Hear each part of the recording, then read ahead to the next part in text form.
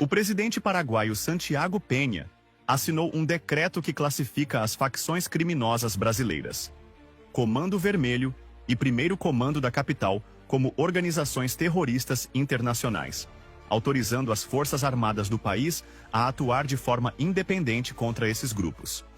Nesse sentido, ele autorizou as Forças Armadas a utilizar fogo pesado e letal para exterminar essas facções criminosas dentro de seu país e, mais especificamente, na fronteira com o Brasil.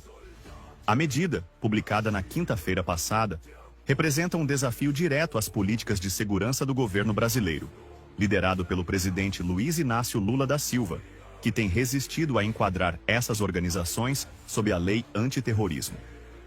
O ministro da Defesa paraguaio, Oscar González, afirmou em entrevista a uma rádio local que o novo enquadramento jurídico permite operações autônomas, sem a necessidade de coordenação com instituições estrangeiras, incluindo o Brasil, declarando: "Agora não precisamos mais coordenar com outras instituições para enfrentar esses grupos." Após o governo do Rio de Janeiro realizar uma operação militar contra os narcoterroristas e as facções criminosas no Rio de Janeiro na semana anterior, que deixou um saldo de pelo menos 117 CPFs cancelados, as facções criminosas começaram a se expandir ainda mais para outros estados, fugindo de mais ações do governo do Rio de Janeiro, que irá realizar mais ações nos próximos dias, e que muitos desses chefes e facções criminosas certamente irão sair do Brasil e irão se esconder em países vizinhos, como por exemplo, o próprio Paraguai. A decisão surge no rescaldo dessa mega operação policial no Rio de Janeiro, em 24 de outubro, que destacou a expansão transfronteiriça dessas facções. De acordo com o decreto, há evidências suficientes da presença operativa do Comando Vermelho e do Primeiro Comando da Capital no território paraguaio, onde eles utilizam o país como base para tráfico de drogas, lavagem de dinheiro e armazenamento de armas, ameaçando a soberania nacional. González enfatizou que a classificação não é meramente simbólica, mas uma mudança prática que habilita as Forças Armadas, a Polícia Nacional e a Secretaria Antidrogas a conduzir ações ofensivas, alinhando o Paraguai com posturas mais rigorosas adotadas por vizinhos como a Argentina. No Brasil, essas facções têm causado devastação generalizada, transformando o crime organizado no maior negócio ilegal do país e uma ameaça existencial à sociedade. Originadas nas prisões nas décadas de 1970 e 1990, o Comando Vermelho e o Primeiro Comando da Capital operam como impérios criminosos, sustentados principalmente pelo tráfico de drogas, mas também por roubo de cargas, latrocínio, fraude, extorsão e lavagem de dinheiro, gerando uma economia paralela estimada em bilhões de reais anualmente.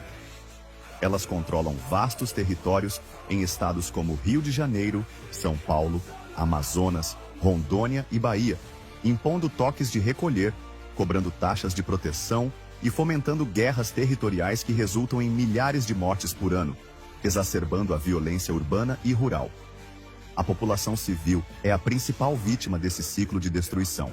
Famílias são dilaceradas por balas perdidas em confrontos, jovens são recrutados à força para o crime, e moradores de favelas e periferias vivem sob constante medo, com aumento de transtornos mentais como depressão e ansiedade. Comunidades inteiras são arrasadas, com o tecido social rompido por uma violência que se infiltra em todos os aspectos da vida cotidiana, desde o comércio local até a educação e a saúde pública.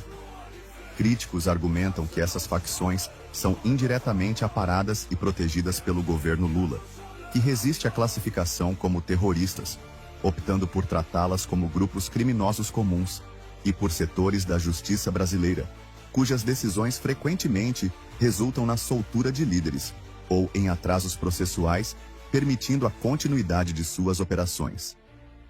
A expansão internacional dessas facções, incluindo para o Paraguai, reflete falhas no controle interno brasileiro.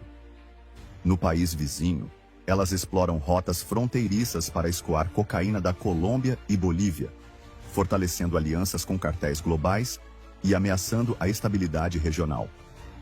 Embora haja acordos bilaterais de cooperação entre Brasil e Paraguai para combater o crime organizado, como reforços em operações conjuntas e compartilhamento de inteligência, a nova medida paraguaia sinaliza uma abordagem mais unilateral. Em resposta, o governo brasileiro tem promovido alternativas, como o envio de um projeto de lei antifacção ao Congresso, que cria a figura penal de facção criminosa, endurece penas, prevê bloqueio de bens e estabelece um Banco Nacional de Facções Criminosas. Lula também sancionou leis para proteger autoridades no combate ao crime, enfatizando desarticulação econômica e investigativa em vez de retórica terrorista, que poderia complicar relações internacionais. No entanto, opositores insistem que essa postura perceived de leniência permite que as facções continuem a oprimir a população, com civis arcando com o custo humano de uma violência que destrói vidas e comunidades. A repercussão inclui pedidos de reuniões emergenciais entre autoridades dos dois países, com preocupações sobre incidentes transfronteiriços. Governadores de estados como Mato Grosso do Sul clamam por diálogo para mitigar riscos, enquanto a medida paraguaia pode incentivar outros vizinhos a adotar posturas semelhantes, forçando o Brasil a reavaliar sua estratégia de segurança frente ao legado destrutivo dessas facções. Essa classificação e autorização militar pelo Paraguai marcam uma virada no combate ao crime organizado transnacional, alinhando o país com uma doutrina de narcoterrorismo, que prioriza ações enérgicas e independentes. Para o Brasil, o impacto pode ser duplo. Por um lado, pode reduzir o fluxo de drogas e armas pela fronteira, aliviando pressões internas. Por outro, expõe divisões políticas, com a oposição usando o exemplo paraguaio para criticar a suposta leniência do governo Lula. No entanto, o governo brasileiro nada poderá fazer para evitar ou interromper essas operações militares autorizadas, pois elas ocorrem integralmente dentro do território soberano do Paraguai, respeitando princípios de não interferência em assuntos internos previstos em tratados internacionais e no Mercosul.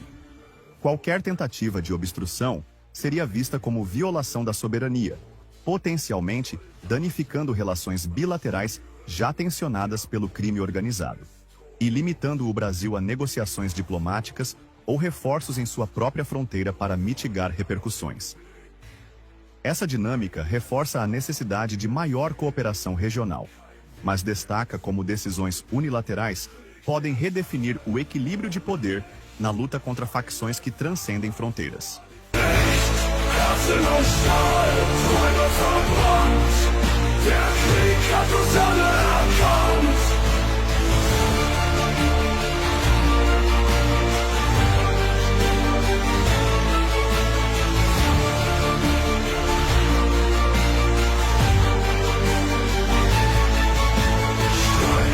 In der Nacht, Maschinengewehr,